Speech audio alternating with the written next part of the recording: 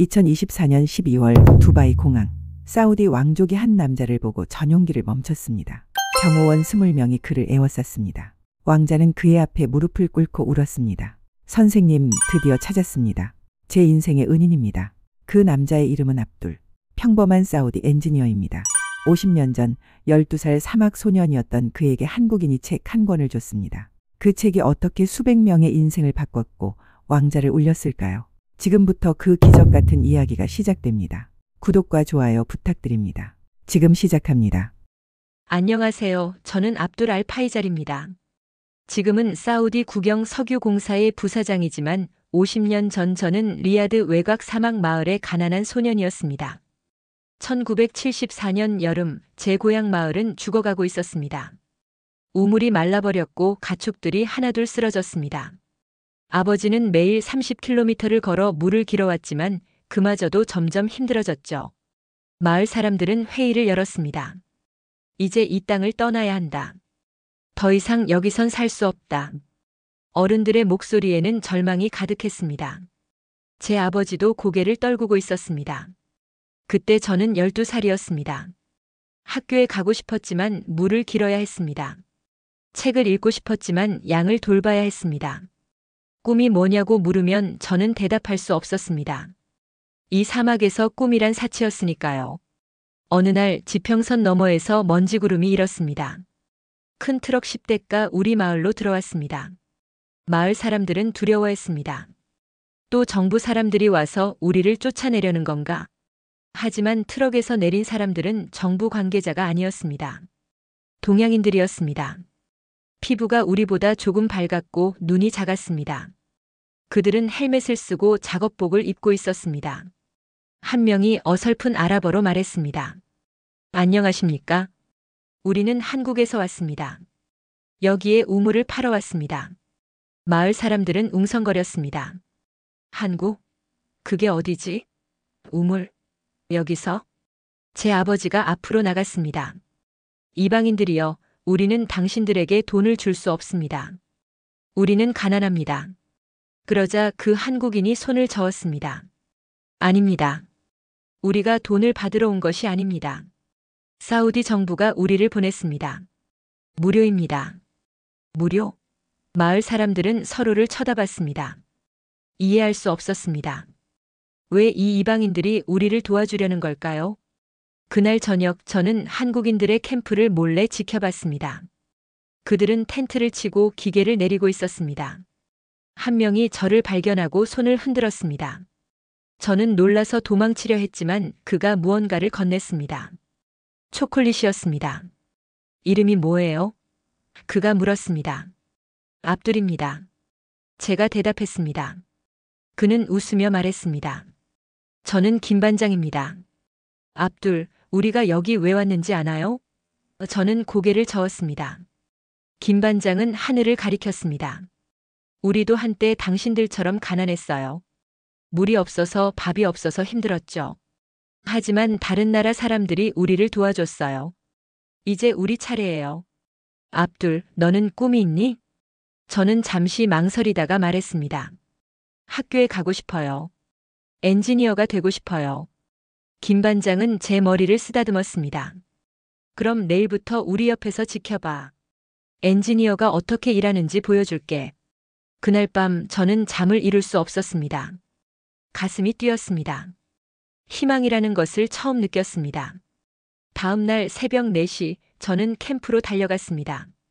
한국인들은 이미 일을 시작하고 있었습니다. 섭씨 50도가 넘는 사막에서 그들은 땀을 뻘뻘 흘리며 땅을 파고 있었습니다. 그것이 제 인생을 바꾼 50년 이야기의 시작이었습니다. 다음 날부터 저는 매일 새벽 4시에 캠프로 갔습니다. 한국인들은 해가 뜨기 전부터 일을 시작했습니다. 김 반장님이 말했습니다. 압둘아, 한낮에는 너무 더워서 일할 수가 없어. 그래서 새벽과 저녁에만 일하는 거야. 하지만 제가 본 것은 달랐습니다. 한국인들은 한낮에도 일을 멈추지 않았습니다. 섭씨 50도를 넘는 뜨거운 모래 위에서 그들은 계속 땅을 팠습니다. 옷이 땀으로 흠뻑 젖었고 얼굴은 햇볕에 새빨갛게 타들어갔습니다. 왜 쉬지 않으세요? 제가 물었습니다.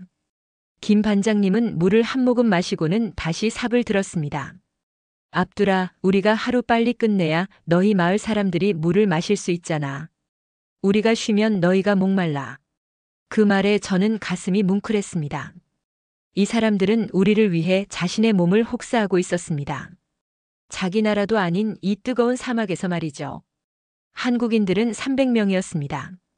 대부분 20대에서 30대의 젊은이들이었지만 40대, 50대 아저씨들도 있었습니다. 그들은 한국에 가족을 두고 온 사람들이었습니다. 저녁이 되면 캠프에서 가족 사진을 꺼내보는 사람들이 있었습니다. 어느 날 저녁 한 한국인 아저씨가 울고 있었습니다. 무슨 일이세요? 제가 물었습니다. 그는 편지 한 장을 보여줬습니다. 내 딸이 병에 걸렸대. 지금 당장 한국에 가고 싶은데 이 일을 끝내야 해. 우리가 약속했잖아. 이 마을에 물을 주기로.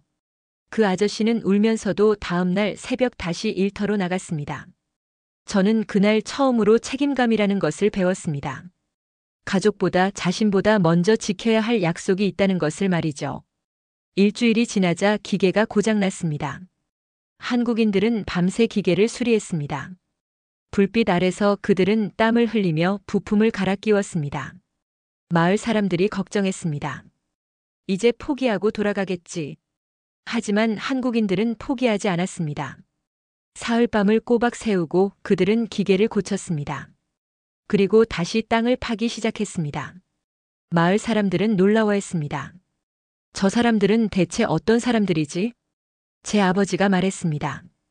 저들은 우리에게 돈을 받는 것도 아닌데 왜 저렇게 열심히 하는 걸까? 제가 대답했습니다. 아버지, 김 반장님이 그러셨어요. 자기들도 옛날에 가난했는데 다른 나라 사람들이 도와줬대요. 그래서 이제 자기들이 도와주는 거래요.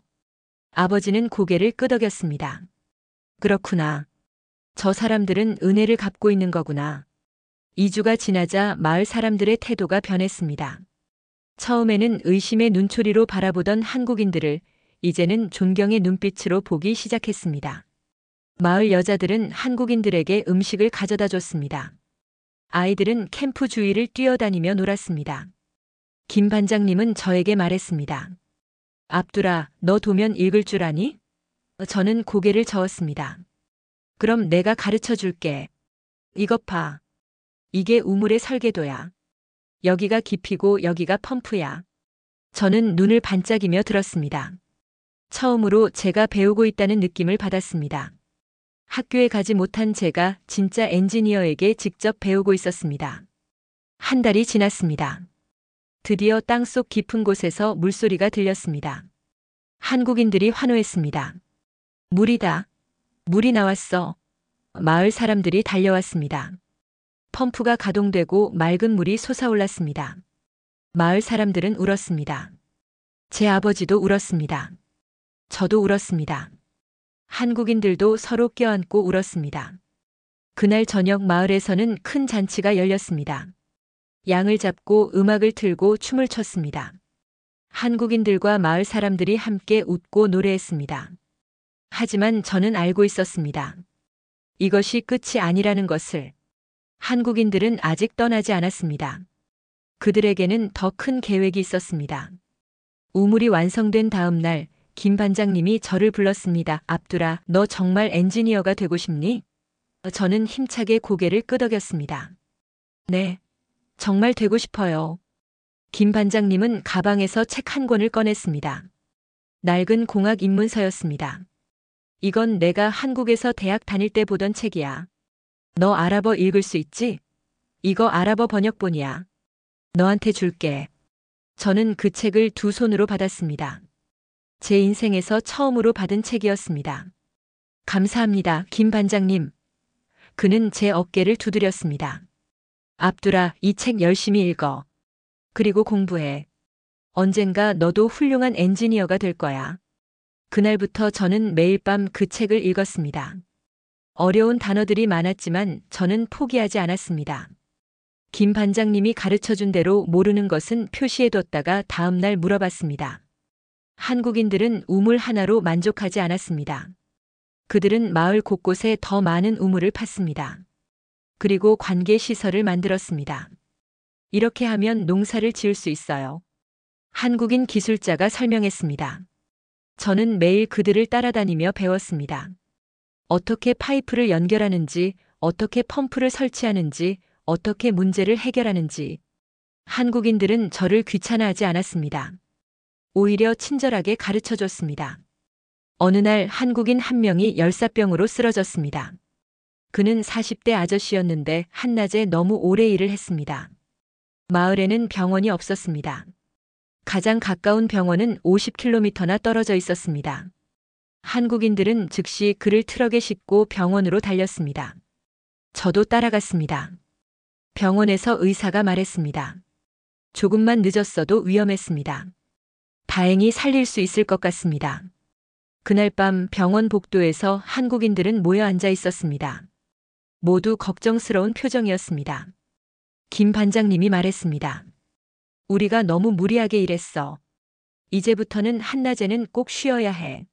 하지만 다음 날 그 아저씨가 깨어나자마자 한 말은 이것이었습니다. 공사 진척은 어때? 내가 빠진 사이에 문제 없었어? 한국인들은 웃으며 울었습니다. 형님 걱정 마세요. 다 잘 되고 있어요. 3개월이 지났습니다. 마을에는 우물 5개가 완성됐고 관계 시설도 갖춰졌습니다. 마을 사람들은 처음으로 농사를 지을 수 있게 됐습니다. 메말랐던 땅에 초록빛이 돌기 시작했습니다. 한국인들이 떠날 날이 다가왔습니다. 마을 사람들은 슬퍼했습니다. 당신들이 떠나면 우리는 어떡하죠? 김 반장님이 대답했습니다. 여러분은 이제 스스로 할 수 있어요. 우리가 가르쳐 드린 대로만 하시면 됩니다. 떠나는 날 아침 마을 사람들이 모두 나와서 배웅했습니다. 저도 나갔습니다. 김 반장님이 저를 꼭 안아줬습니다. 압두라 약속해. 엔지니어가 되는 거. 네. 약속할게요. 저는 울먹이며 대답했습니다. 김 반장님이 말했습니다. 그리고 엔지니어가 되면 너도 다른 사람들을 도와줘. 우리가 너희를 도와준 것처럼. 저는 고개를 끄덕였습니다. 네, 꼭 그럴게요. 트럭들이 출발했습니다. 한국인들이 손을 흔들었습니다. 마을 사람들도 손을 흔들었습니다. 저는 트럭이 지평선 너머로 사라질 때까지 계속 손을 흔들었습니다. 그날 밤 저는 김 반장님이 준 책을 펼쳤습니다. 첫 페이지에 한글로 무언가가 적혀 있었습니다. 저는 읽을 수 없었지만 나중에 알게 됐습니다. 거기에는 이렇게 적혀 있었습니다. 압둘에게 꿈을 포기하지 마라. 마이너스 김영수. 저는 그날 밤 다짐했습니다. 반드시 엔지니어가 되겠다고. 그리고 김 반장님처럼 다른 사람들을 도와주겠다고. 한국인들이 떠난 후 저는 더욱 열심히 공부했습니다. 현실은 녹록지 않았습니다. 마을에는 학교가 없었고 제일 가까운 학교는 30km나 떨어져 있었습니다. 아버지에게 말했습니다. 아버지, 저 학교에 가고 싶어요. 아버지는 한숨을 쉬었습니다. 압두라, 우리는 돈이 없단다. 그리고 내가 양을 돌봐야 해. 저는 울었습니다. 하지만 포기하지 않았습니다. 김 반장님과의 약속이 있었으니까요. 저는 매일 새벽 3시에 일어나 양을 돌보고 낮에는 혼자 공부했습니다. 김 반장님이 준 책을 반복해서 읽었습니다. 마을 어르신 중 한 분이 예전에 교사였습니다. 저는 그분을 찾아가 부탁했습니다. 선생님, 제가 읽기와 쓰기를 더 잘하고 싶어요. 가르쳐 주시겠어요?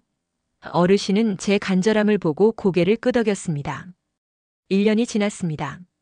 저는 이제 혼자서도 어려운 글을 읽을 수 있었습니다. 수학도 조금씩 이해하기 시작했습니다. 하지만 진짜 학교에 가지 못하는 현실은 변하지 않았습니다. 어느 날 마을에 정부 관계자가 찾아왔습니다. 한국인들이 만든 우물 덕분에 이 마을이 다시 살아났다고 들었습니다. 정부에서 이 마을에 학교를 세우기로 결정했습니다. 마을 사람들은 환호했습니다. 저도 뛸 듯이 기뻤습니다. 6개월 후 작은 학교가 마을에 세워졌습니다. 교실 2개짜리 작은 건물이었지만 저에게는 꿈의 궁전이었습니다. 14살이 된 저는 학교에 들어갔습니다. 다른 아이들보다 나이가 많았지만 저는 부끄럽지 않았습니다. 첫날 선생님이 물었습니다. 압둘, 너는 꿈이 뭐니? 저는 당당하게 대답했습니다. 엔지니어가 되고 싶습니다. 아이들이 웃었습니다. 너 같은 가난한 사막 소년이 엔지니어가 되겠다고. 하지만 저는 신경 쓰지 않았습니다. 김 반장님이 말했잖아요. 꿈을 포기하지 마라. 저는 학교에서 최고의 학생이 되기 위해 노력했습니다. 새벽에 양을 돌보고 학교 수업을 듣고 밤에는 김 반장님의 책을 읽었습니다. 잠은 하루에 4시간도 안 잤습니다. 2년이 지나자 선생님이 저를 불렀습니다. 압둘, 너는 특별해. 수도 리야드에 있는 고등학교 장학생 시험을 봐보는 게 어떨까? 저는 믿을 수 없었습니다. 정말요? 제가 리야드에 갈 수 있어요? 장학생 시험날 저는 30km를 걸어서 시험장에 갔습니다. 도시 아이들은 새 옷을 입고 차를 타고 왔지만 저는 낡은 옷에 맨발이었습니다. 하지만 시험지를 받았을 때 저는 자신이 있었습니다. 1개월 후 결과가 나왔습니다. 합격이었습니다. 그것도 전체 1등으로 말이죠. 아버지가 저를 껴안고 울었습니다. 압둘아, 내가 우리 가족의 자랑이다. 마을 사람들이 모여서 작은 잔치를 열어줬습니다. 마을 어르신이 말했습니다. 압둘아, 너는 그 한국인들처럼 포기하지 않는구나. 우리가 자랑스럽다. 리야드로 떠나는 날 저는 김 반장님이 준 책을 가방에 넣었습니다. 그 책은 이제 너덜너덜했지만 저에게는 가장 소중한 보물이었습니다. 고등학교 3년은 힘들었습니다. 도시 아이들은 저를 사막 촌뜨기라고 놀렸습니다. 하지만 저는 성적으로 그들을 이겼습니다. 매 시험마다 1등을 했습니다. 고3 때 진로 상담 선생님이 물었습니다. 압둘, 대학은 어디로 갈 거니? 저는 대답했습니다. 한국에 가고 싶습니다. 선생님이 놀라며 물었습니다. 왜 한국이지? 미국이나 영국이 더 좋지 않니? 저는 말했습니다. 한국 사람들이 우리 마을을 살렸어요. 그들에게 배우고 싶어요. 그리고 감사하다고 말하고 싶어요. 선생님은 고개를 끄덕이며 말했습니다. 알았다. 사우디 정부 장학금 프로그램에 지원해보자. 한국 유학 추천서를 써줄게. 6개월 후 편지가 왔습니다.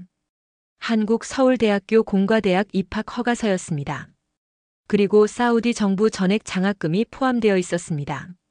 저는 그 편지를 들고 울었습니다. 12살 때 김 반장님과 했던 약속.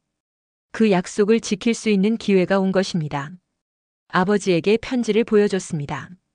아버지도 울었습니다. 압둘아, 한국에 가서 훌륭한 엔지니어가 되렴. 그리고 그 김 반장님을 꼭 찾아서 감사하다고 전해라. 저는 고개를 끄덕였습니다. 네, 아버지. 꼭 그럴게요. 1982년 저는 처음으로 비행기를 탔습니다. 18살의 사막 소년이 서울 김포공항에 도착했을 때 저는 다른 세상에 온 것 같았습니다. 높은 건물들, 많은 사람들, 빠르게 달리는 자동차들. 모든 것이 신기했습니다. 서울대학교 기숙사에 짐을 풀고 저는 가장 먼저 한 일이 있었습니다. 김 반장님을 찾는 것이었습니다. 하지만 김영수라는 이름만으로는 찾을 수 없었습니다. 한국에는 같은 이름을 가진 사람이 너무 많았습니다. 저는 당시 사우디에서 일했던 건설 회사들을 찾아다녔습니다.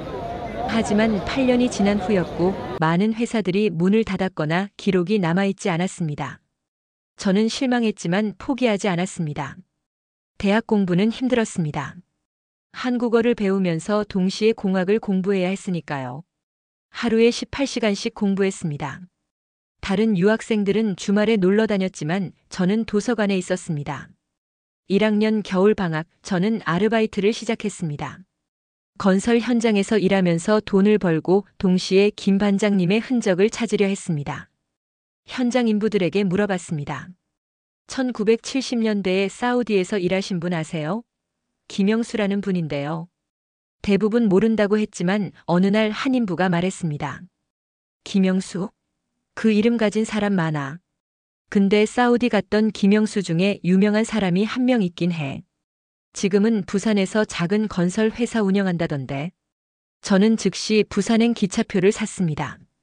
겨울 방학 내내 부산을 돌아다니며 건설 회사들을 찾아갔습니다. 15번째 회사에서 드디어 그분을 만났습니다. 사무실 문을 열었을 때 한 남자가 설계도를 보고 있었습니다. 나이가 50대쯤 되어 보였고 얼굴은 세월에 그을려 있었습니다. 실례합니다. 김영수 사장님이신가요? 제가 물었습니다. 그가 고개를 들었습니다. 네, 그런데요. 저는 아랍어로 말했습니다. 사장님, 1974년에 사우디 리야드 외곽 마을에 우물 파러 가신 적 있으세요? 그의 눈이 커졌습니다. 어떻게? 당신은 누구시죠? 저는 눈물이 났습니다. 저는 압둘입니다. 그때 12살 소년이었어요. 사장님이 저에게 책을 주셨어요. 김 반장님은 의자에서 벌떡 일어났습니다. 압둘? 그 압둘이? 믿을 수가 없네. 그는 저를 꽉 껴안았습니다. 두 사람 다 울었습니다. 사장님, 저 약속 지켰어요. 엔지니어 되려고 공부하고 있어요. 서울대 공대에 다니고 있어요. 김 반장님은 제 어깨를 두드리며 말했습니다. 압둘아, 정말 대단하구나. 내가 너를 믿었어. 그날 밤 김 반장님 댁에서 저녁을 먹었습니다. 그의 가족들이 모두 저를 환영해 줬습니다. 김 반장님의 딸은 이제 대학생이 되어 있었습니다. 아빠가 사우디 이야기 정말 많이 하셨어요. 압둘이라는 소년 이야기도요. 김 반장님이 말했습니다. 압둘아, 나는 내가 꿈을 이룰 거라고 믿었어. 그래서 그 책을 줬던 거야. 내 눈빛이 달랐거든. 그날부터 저는 방학 때마다 부산에 갔습니다. 김 반장님은 제 멘토가 되어 주었습니다. 대학 공부뿐만 아니라 인생에 대해서도 많은 것을 가르쳐 주셨습니다. 4년이 흘렀습니다. 저는 서울대를 수석으로 졸업했습니다. 졸업식 날 김 반장님이 부산에서 올라오셨습니다. 압둘아, 축하한다. 이제 진짜 엔지니어구나. 저는 말했습니다. 사장님, 이 모든 게 사장님 덕분이에요. 사장님이 저에게 희망을 주셨어요. 김 반장님이 말했습니다. 아니야, 압둘아. 이건 내 힘이야. 너는 포기하지 않았잖아. 졸업 후 저는 선택의 기로에 섰습니다. 한국 회사에서 일할 것인가, 사우디로 돌아갈 것인가. 고민 끝에 저는 결정했습니다. 사우디로 돌아가기로. 김 반장님에게 말씀드렸습니다. 사장님, 저 사우디로 돌아가려고요. 제가 배운 것을 제 나라 사람들에게 나눠주고 싶어요. 사장님이 우리에게 해주신 것처럼요. 김 반장님은 웃으며 고개를 끄덕였습니다. 그래, 압둘아. 그게 맞아. 이제 내 차례야. 다른 사람들을 도와줄 차례. 한국을 떠나는 날 공항에서 김 반장님이 저에게 작은 상자를 건넸습니다. 압둘아, 이거 열어봐. 상자 안에는 8년 전 제가 봤던 그 책이 들어 있었습니다. 제가 읽었던 바로 그 책. 사장님, 이건. 김 반장님이 말했습니다. 내가 다시 찾아왔어. 내가 혹시 원할까봐. 이제 이 책은 내 거야. 그리고 언젠가 너도 누군가에게 이 책을 줘. 저는 그 책을 가슴에 안았습니다. 네, 사장님. 꼭 그럴게요. 1986년 저는 26살의 엔지니어가 되어 사우디로 돌아왔습니다. 사우디 국영 석유공사 아람코에 입사했습니다. 한국에서 배운 기술로 저는 빠르게 인정받았습니다. 하지만 저는 한 가지를 잊지 않았습니다. 김 반장님과의 약속. 다른 사람들을 돕겠다는 약속. 주말마다 저는 가난한 마을들을 찾아다녔습니다. 제가 자란 그 마을처럼 물이 부족한 마을들을 말이죠. 처음에는 회사 동료들이 이해하지 못했습니다. 압둘, 왜 주말에 쉬지 않고 사막으로 가? 저는 대답했습니다. 저도 한때 그런 마을에서 살았어요. 누군가 저를 도와줬고 이제 제 차례예요. 저는 제 월급의 30%를 모아서 작은 우물 파는 장비를 샀습니다. 그리고 주말마다 마을을 찾아가 무료로 우물을 파줬습니다. 처음에는 혼자였지만 점점 동료들이 합류했습니다. 5년이 지나자 우리는 30개 마을에 우물을 팠습니다. 사람들은 저를 압둘 엔지니어라고 불렀습니다. 어린 소년들이 저를 보며 꿈을 꾸기 시작했습니다. 어느 날 한 마을에서 10살쯤 된 소년이 저에게 물었습니다. 아저씨, 저도 엔지니어가 될 수 있어요? 그 순간 저는 12살 때의 제 모습을 봤습니다. 김 반장님에게 물었던 바로 그 질문. 저는 무릎을 꿇고 그 소년과 눈을 맞췄습니다. 물론이지. 너는 할 수 있어. 공부를 열심히 하고 꿈을 포기하지 마. 알았지? 소년은 눈을 반짝이며 고개를 끄덕였습니다. 그날 저는 결심했습니다. 우물만 파주는 것으로는 부족하다고. 이 아이들에게 교육이 필요하다고. 저는 제 저축을 모두 털어서 작은 학교를 세웠습니다. 사막 마을 아이들을 위한 무료 학교였습니다. 회사에서는 제 일을 인정해줬습니다. 30대에 저는 부장이 되었습니다. 40대에는 이사가 되었습니다. 하지만 제가 가장 자랑스러워한 것은 제 직함이 아니었습니다. 제가 세운 학교에서 배출한 100명의 대학생들이었습니다. 2010년 저는 50살이 되었습니다. 그해 사우디 정부는 저에게 국민 영웅상을 수여했습니다. 한국에서 배운 것을 조국에 나눠준 엔지니어라는 이유였습니다. 시상식에서 저는 연설했습니다. 이 상은 제 것이 아닙니다. 이것은 50년 전 저를 도와준 한국 사람들의 것입니다. 특히 김영수 반장님의 것입니다. 그분이 12살 소년에게 희망을 주지 않았다면 오늘의 제가 없었을 겁니다. 그날 밤 저는 김 반장님에게 전화했습니다. 사장님, 제가 상을 받았어요.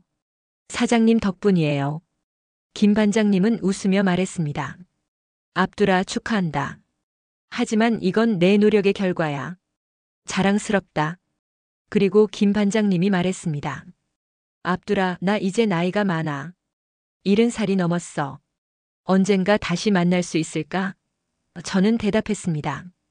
사장님, 꼭 다시 만나요. 약속해요. 하지만 삶은 바빴고 시간은 빨리 흘렀습니다. 저는 부사장이 되었고 프로젝트들에 묻혀 살았습니다. 김 반장님과의 연락은 1년에 한두 번 정도로 줄었습니다. 2020년 코로나가 터졌습니다. 전 세계가 멈췄고 저도 한국 방문 계획을 취소해야 했습니다. 김 반장님에게 전화했습니다. 사장님, 미안해요. 이번에도 못 갈 것 같아요. 김 반장님은 기침을 하며 말했습니다. 괜찮아, 압두라. 건강 조심해. 나도 이제 나이가 있어서 몸이 예전 같지 않네. 저는 불안했습니다.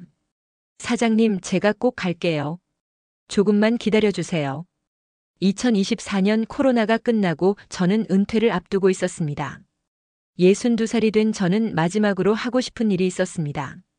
김 반장님을 만나는 것. 50년 만에 제대로 감사를 전하는 것. 저는 부산으로 전화했습니다.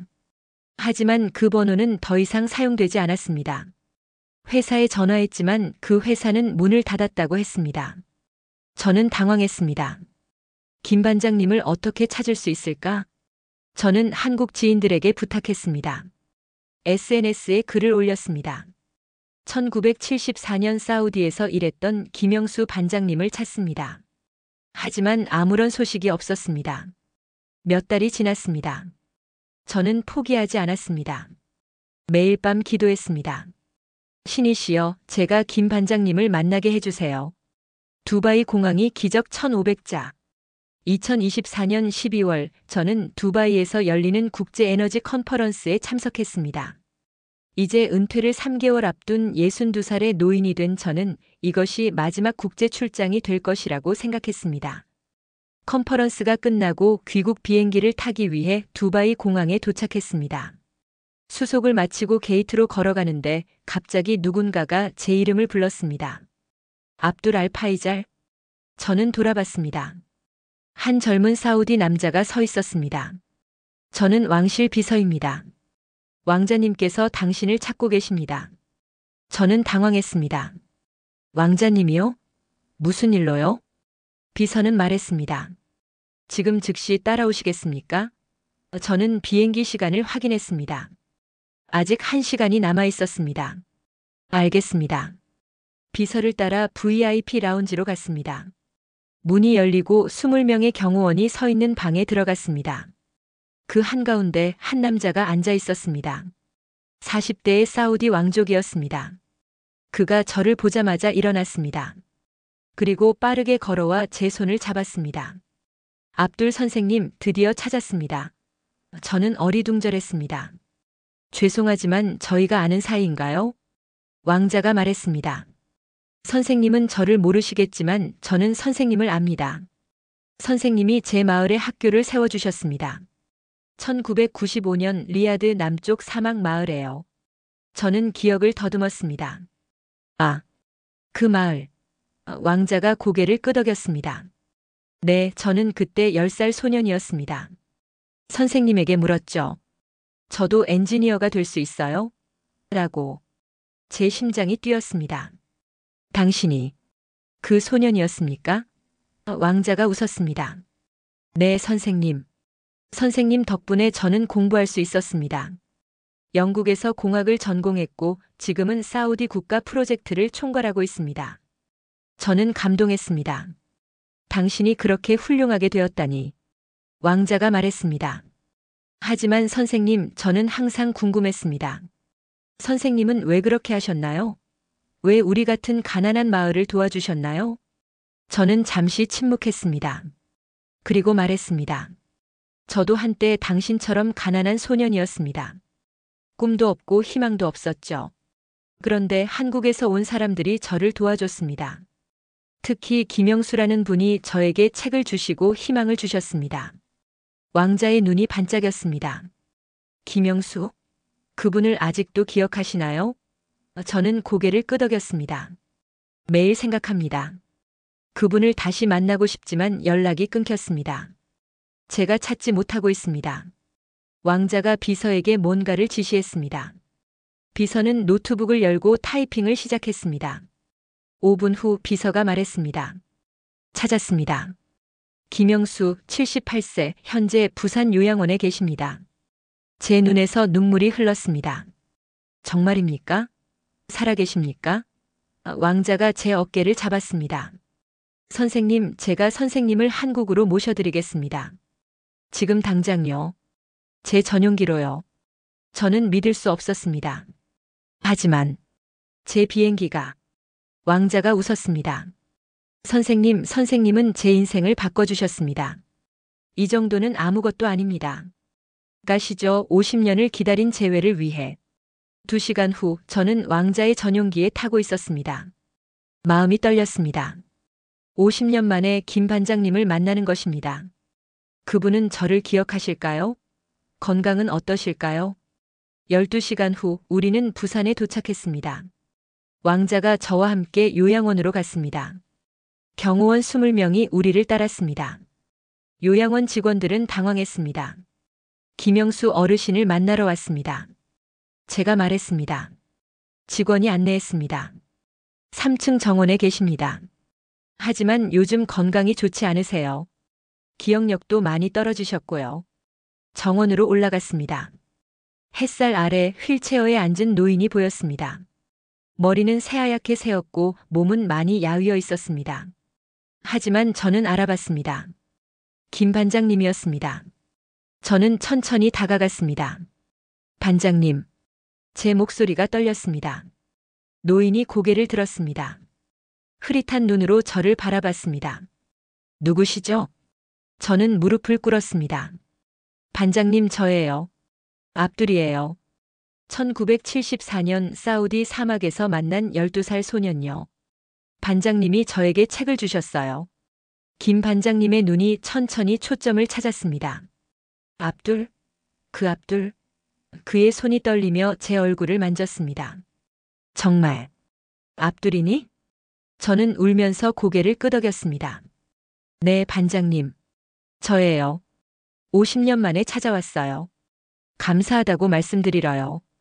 김 반장님도 울기 시작했습니다. 압둘아, 내가 너를 잊지 않고 있었어. 너는 약속을 지켰니? 엔지니어가 됐니? 저는 가방에서 낡은 책을 꺼냈습니다. 50년 전 김 반장님이 주신 그 책. 반장님, 저 약속 지켰어요. 엔지니어가 됐어요. 그리고 반장님처럼 다른 사람들을 도왔어요. 김 반장님은 그 책을 보고 눈물을 쏟았습니다. 이 책을 아직도 가지고 있었구나. 그는 저를 꼭 껴안았습니다. 압둘아, 고맙다. 내가 찾아와줘서 고맙다. 왕자가 앞으로 나왔습니다. 김영수 선생님, 저는 압둘 선생님이 도와준 소년입니다. 선생님 덕분에 압둘 선생님이 있었고 압둘 선생님 덕분에 제가 있습니다. 감사합니다. 그날 정원에서 세 세대가 만났습니다. 희망을 준 사람, 희망을 받고 나눈 사람, 그 희망으로 성장한 사람. 우리는 모두 울었습니다. 그날 이후 저는 2주 동안 부산에 머물렀습니다. 매일 김 반장님을 만나러 요양원에 갔습니다. 우리는 50년 동안의 이야기를 나눴습니다. 반장님은 제 이야기를 들으며 계속 고개를 끄덕이셨습니다. 어느 날 김 반장님이 물었습니다. 압둘아, 너는 왜 나를 찾았니? 50년이나 지났는데. 저는 대답했습니다. 반장님, 제 인생은 반장님이 주신 선물입니다. 감사를 전하지 않고는 죽을 수 없었어요. 김 반장님이 제 손을 잡았습니다. 압둘아, 나는 그저 책 한 권 줬을 뿐이야. 나머지는 다 내가 한 거야. 내가 포기하지 않았고, 내가 공부했고, 내가 다른 사람들을 도운 거야. 저는 고개를 저었습니다. 아닙니다, 반장님. 그 책 한 권이 제 인생을 바꿨어요. 반장님이 12살 소년을 믿어준 것이 저에게 희망을 줬어요. 그게 없었다면 지금의 저는 없어요. 마지막 날 저는 김 반장님에게 한 가지 제안을 했습니다. 반장님, 제가 사우디에 장학재단을 만들려고 합니다. 이름을 김영수-압둘 희망재단으로 하고 싶어요. 가난한 아이들이 공부할 수 있도록요. 김 반장님의 눈에서 눈물이 흘렀습니다. 압둘아, 그건 내 돈으로 하는 건데 왜 내 이름을? 저는 말했습니다. 반장님, 이 재단은 반장님이 시작한 거예요. 50년 전 사막에서요. 저는 그저 계속하는 거예요. 공항으로 가는 차 안에서 왕자가 말했습니다. 압둘 선생님, 저도 그 재단에 기부하고 싶습니다. 왕실 이름으로요. 저는 감사했습니다. 왕자님 감사합니다. 왕자가 덧붙였습니다. 그리고 선생님, 제가 한 가지 결정했습니다. 앞으로 사우디 정부 장학생을 한국에 더 많이 보내겠습니다. 김영수 선생님 같은 분들이 가르쳐준 정신을 배우게요. 비행기에서 창밖을 바라보며 생각했습니다. 1974년 한 명의 한국인이 사막 소년에게 책 한 권을 줬습니다. 그 작은 선물이 50년 동안 수백 명의 인생을 바꿨습니다. 그리고 이제 그 영향은 계속 퍼져나갈 것입니다. 2025년 3월 저는 은퇴했습니다. 은퇴식에서 저는 연설했습니다. 저는 운이 좋은 사람입니다. 12살 때 포기하려던 순간 한국에서 온 천사들이 저를 구했습니다. 김영수 반장님이 저에게 희망을 주셨습니다. 오늘 이 자리에서 저는 약속합니다. 김영수-압둘 희망재단을 통해 매년 100명의 가난한 아이들이 공부할 수 있도록 하겠습니다. 그리고 그 아이들에게 말하겠습니다. 너희도 언젠가 다른 사람을 도와야 한다고. 청중들이 박수를 쳤습니다. 하지만 제 마음속에는 김 반장님의 목소리가 들렸습니다. 압둘아, 꿈을 포기하지 마라. 지금 이 이야기를 듣고 계신 여러분께 말씀드리고 싶습니다. 작은 선물 하나가 한 사람의 인생을 바꿀 수 있습니다. 따뜻한 말 한마디가 절망한 사람에게 희망이 될 수 있습니다. 김 반장님은 단지 책 한 권을 줬을 뿐입니다. 하지만 그 책이 50년 동안 수백 명의 엔지니어를 만들었습니다. 그 책이 30개 마을에 물을 주었습니다. 그 책이 100명의 아이들을 대학에 보냈습니다. 여러분도 누군가의 김영수 반장님이 될 수 있습니다. 여러분 주변에 도움이 필요한 사람이 있다면 작은 것이라도 나눠주세요. 그것이 책 한 권이든 따뜻한 말 한마디든 그것이 누군가의 인생을 바꿀 수 있습니다. 2024년 12월 두바이 공항에서의 그 재회 이후 김 반장님과 저는 매달 화상 통화를 합니다. 반장님의 건강이 좋지 않아서 자주 만날 수는 없지만 우리는 계속 연락하고 있습니다. 지난주 통화에서 김 반장님이 말했습니다. 압둘아, 나는 이제 죽어도 여한이 없어. 내가 준 책 한 권이 이렇게 큰 결실을 맺었으니까. 저는 울면서 말했습니다. 반장님, 오래오래 사세요. 우리 재단 첫 졸업생들이 나올 때까지요. 김영수-압둘 희망재단은 내년에 첫 장학생 100명을 선발합니다. 사우디 전역의 가난한 마을에서 꿈을 가진 아이들을 찾을 것입니다. 그리고 그 아이들에게 김 반장님이 제게 해준 것처럼 희망을 줄 것입니다. 50년 전 섭씨 52도 사막에서 시작된 이야기. 300명의 한국인과 12살 소년의 만남. 그 만남이 오늘까지 이어져 수천 명의 삶을 바꾸고 있습니다. 여러분, 희망을 나눠주세요. 작은 선물이라도 주세요. 따뜻한 말 한마디라도 건네주세요. 그것이 50년 후에 어떤 결실을 맺을지 아무도 모릅니다. 저는 압둘 알 파이잘입니다. 한때 꿈없는 사막 소년이었지만 한국인의 선물 덕분에 엔지니어가 되었고 수백 명을 도울 수 있었습니다. 그리고 이 모든 것은 책 한 권에서 시작됐습니다. 감사합니다. 이 이야기가 여러분에게도 희망이 되기를 바랍니다.